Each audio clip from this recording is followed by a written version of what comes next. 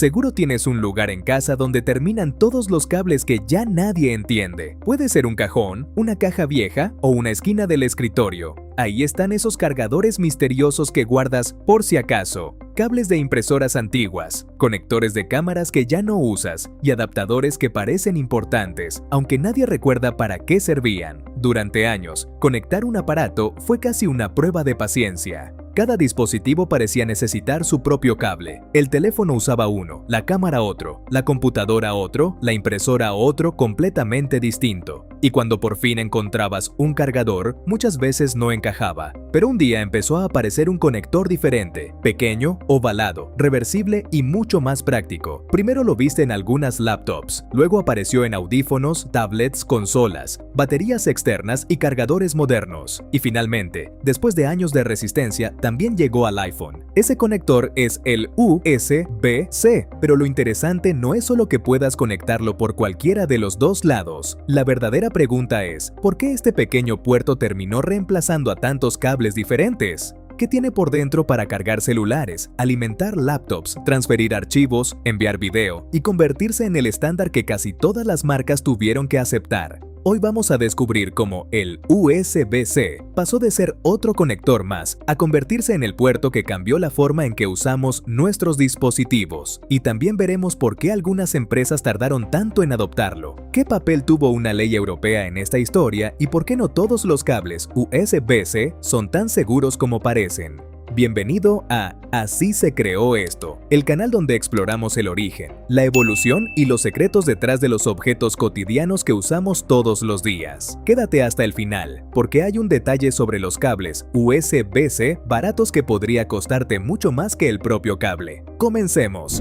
Para entender por qué el USB-C terminó dominando el mundo, primero hay que recordar cómo era conectar cualquier cosa a una computadora hace algunos años. Hoy enchufamos un cable y esperamos que funcione, pero antes no era así.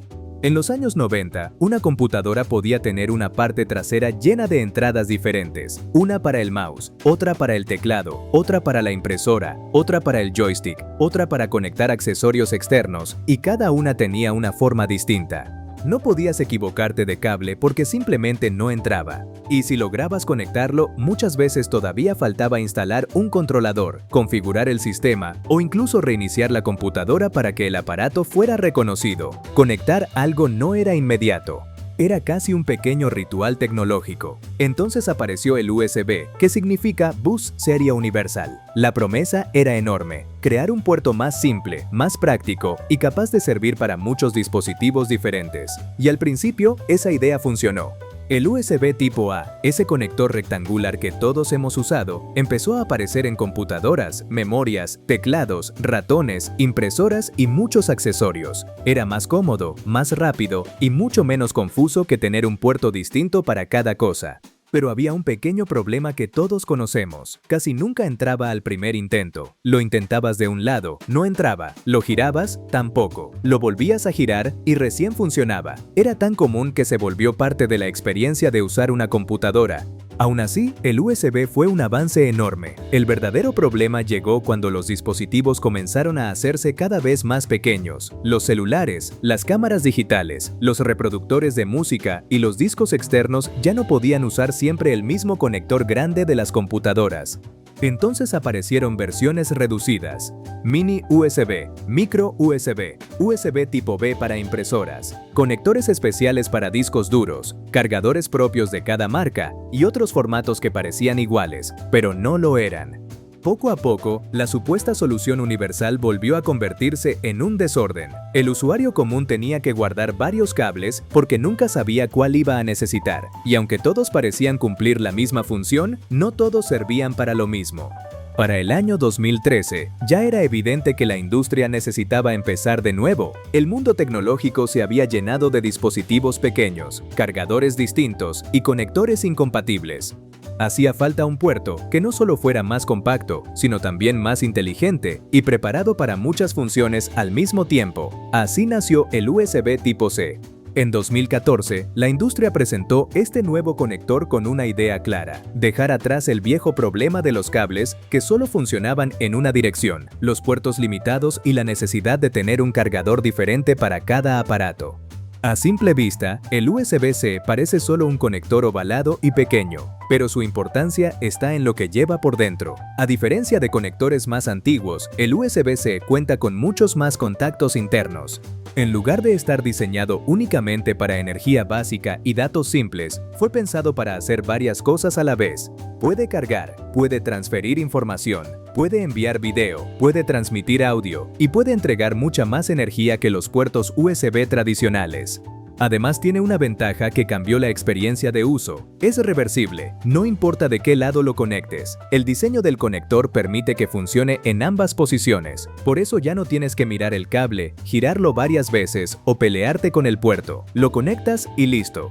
Pero esa comodidad fue solo la parte más visible. Lo realmente poderoso del USB-C es que se convirtió en una especie de carretera multifunción para los dispositivos modernos.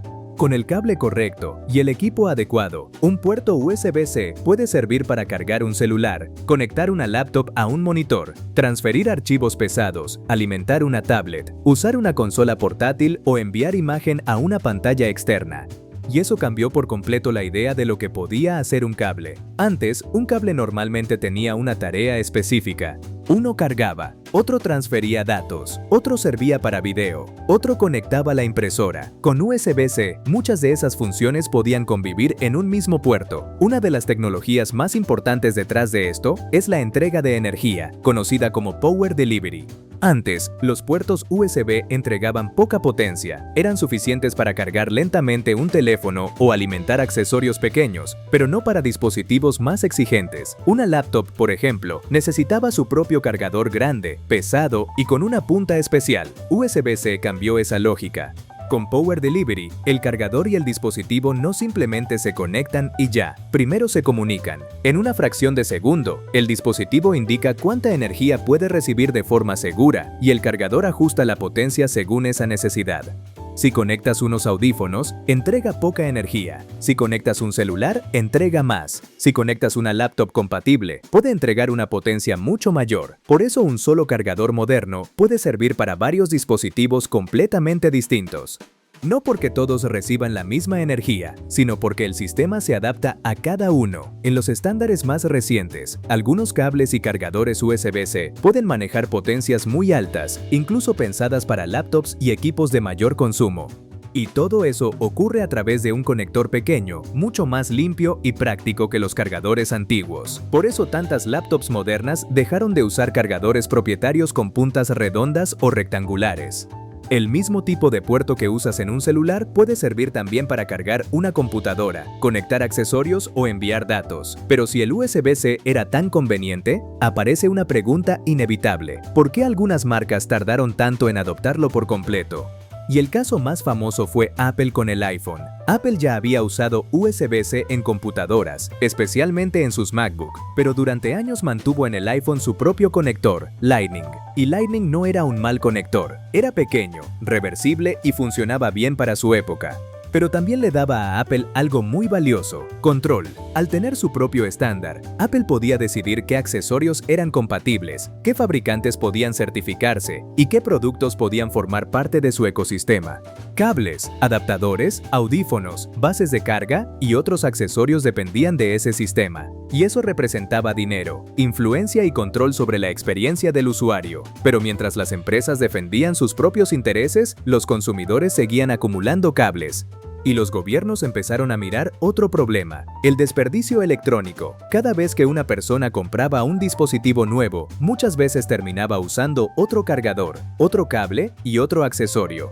Eso producía toneladas de residuos y obligaba a millones de usuarios a comprar conectores que no siempre necesitaban. La Unión Europea decidió intervenir. Su objetivo era reducir el desperdicio y facilitar la vida del consumidor con un cargador común para dispositivos portátiles.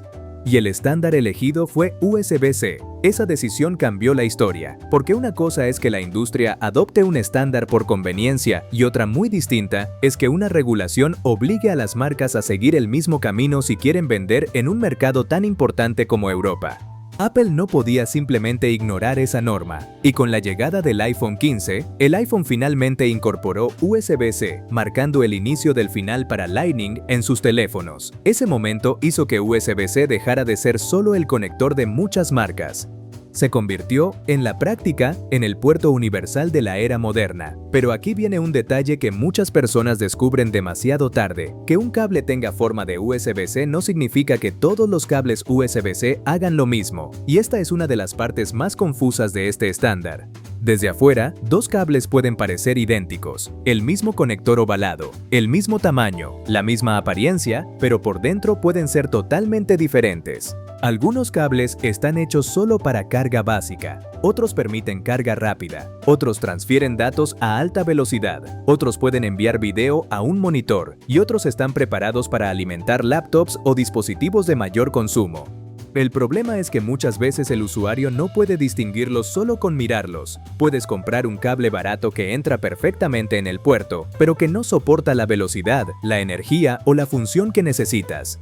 Y en algunos casos, usar un cable de baja calidad con un dispositivo exigente puede causar sobrecalentamiento, fallos de carga, daños en el puerto o problemas con la batería. Por eso no conviene confiar únicamente en que, si entra, sirve. Con USB-C, la forma del conector no cuenta toda la historia. Lo importante es qué especificaciones tiene el cable. Si vas a cargar una laptop, transferir archivos pesados o conectar una pantalla, necesitas un cable preparado para esa función.